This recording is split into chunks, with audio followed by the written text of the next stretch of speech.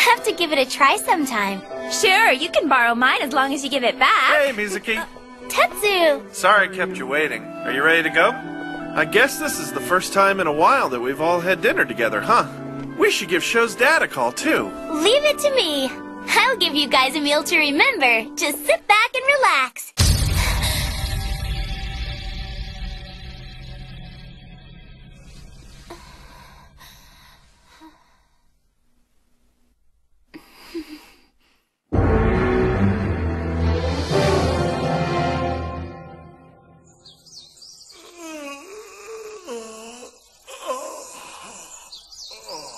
Oh, man. It's morning already? You must be beat from keeping watch all night.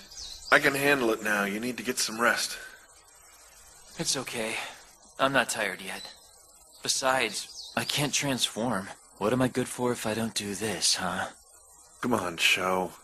Hey, guys, why don't you come down and get your breakfast? Wow! I wasn't expecting this much. If we hadn't been in such a rush, I could have brought more. What, are you kidding me? This is fantastic! Well, don't be shy. Everyone help yourself.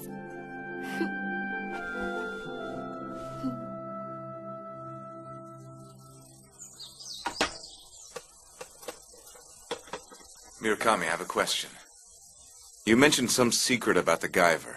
You mind elaborating? I was in Kronos myself for a while, but there's still a lot of things I don't know. All right, then. If you think you're ready, I'll tell you everything I know. The truth behind the Guyver units, the creators and the zoonoids, including the truth behind humankind itself. There was a race of alien creatures who came to Earth from far beyond our galaxy. The creators. We know now that they manipulated the Earth's ecosystem over the course of several billion years in an attempt to give rise to a very specific kind of life form. They needed something with high intelligence, strong survival instincts, and the ability to adapt to any environment.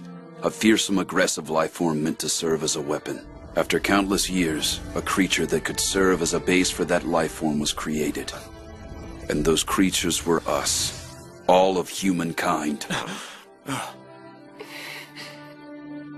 You expect me to buy that? You're telling us that we're nothing but a bunch of living weapons created by some alien race? That's what people are? It was difficult for me to accept as well, but it's true. Now that you mention it, Gyo talked about the exact same thing. That we were all made as the basis for a series of bioweapons. It makes sense. After all, human history is built on conflict. We seem to have a powerful inclination towards war and brutality. Perhaps we're subconsciously fulfilling our purpose. What's going on here? It's like they don't even care. How can they just sit there and talk about this like it's nothing? It's sick. They've lost their minds. Or maybe not. Maybe I'm the one who's losing it.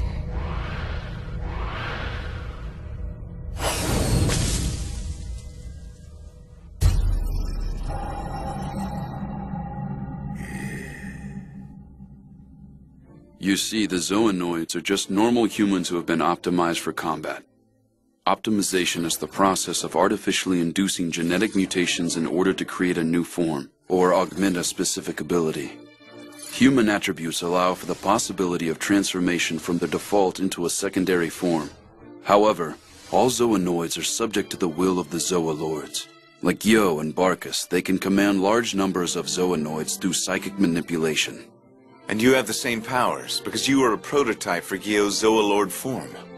That's correct. I was able to use those powers to destroy the Enzyme 2s, even if I couldn't break Barkus's psychic control over them. Just as zoonoids are forced to submit to the Zoolords, the Zoolords are genetically programmed to demonstrate absolute obedience to the creators.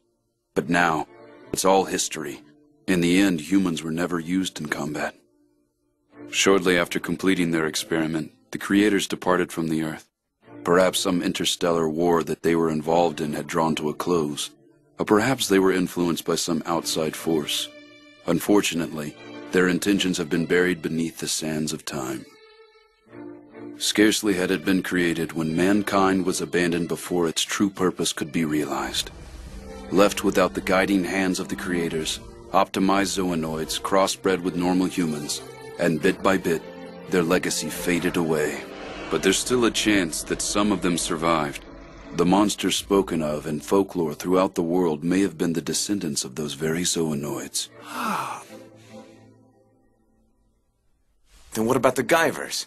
We already know that they're organic weapons. Were they created using humans as a base, too? No, they're different. Huh? Originally, the Guyvers were to be used by the creators. Creators? Believe it or not, they were standard equipment.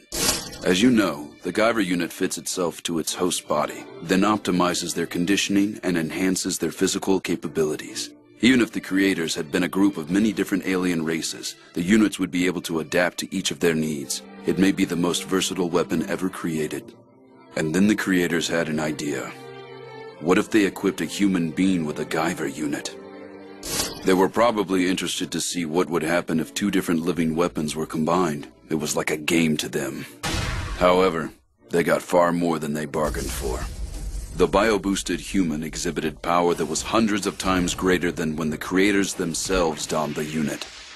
But what was more terrifying to them than anything else was the fact that the Guyver unit freed its host from their mental control. They had accidentally created a monster far more powerful than the zoonoids that was no longer subject to its master's commands. The creators called it abnormal, non-standard, out of control, or in their language, Guyver. Their curiosity led them to discover something even more terrifying. If a Zoolord were to equip one of the Guyver units, it'll become a super being, with a power far surpassing that of the creators themselves. That's incredible. That may be why the creators suddenly abandoned the planet. They were running away. Everything else I've told you is based on information Professor Yamamura and Kronos procured from various ruins throughout the world. However, the last piece about Zoolords equipping the Guyver units is most likely a secret even to Kronos. Other than myself, the one man who may know is Richard Gio. Gio knows. Then that must mean his goal is to... Right. He wants to have a Guyver unit of his own. Then he'll use it to destroy the other Zoolords. He'll rule this world with the power of a god.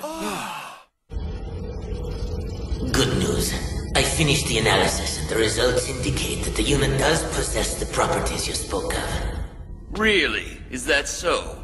Indeed. But I'm afraid I will require more time in order to determine how we're going to execute the specifics of the operation. Attend to it immediately and tell no one of your findings. Of course. Listen, you must ensure that Dr. Barkus doesn't suspect anything. I have a feeling that old man is catching on to my plan. I bet he really came to Japan to keep an eye on me. If Yamamura knew the secret of the Guyver units, then I'm sure the test subject also knew. And that's why they targeted me in the first place. Murakami knows too much. If he opens his mouth at the wrong time, Barkus might learn the truth. If that happens, I'm finished. Why does this have to happen now? I'm so close. Just a little while longer and I'll be able to separate a Guyver unit from its host. It can be done, I'm sure of it. But first I have to deal with him. He's a threat as long as he lives. I have no choice but to take matters into my own hands and eliminate him personally.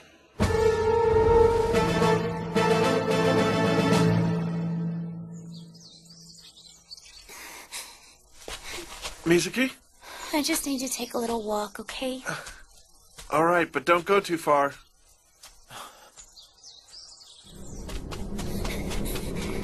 I can't take this anymore. I've had enough of those crazy stories. I feel like I'm losing my mind. How can Tetsuro and Sho keep a straight face in a situation like this? How can they act like this is all right? It's like they don't even care.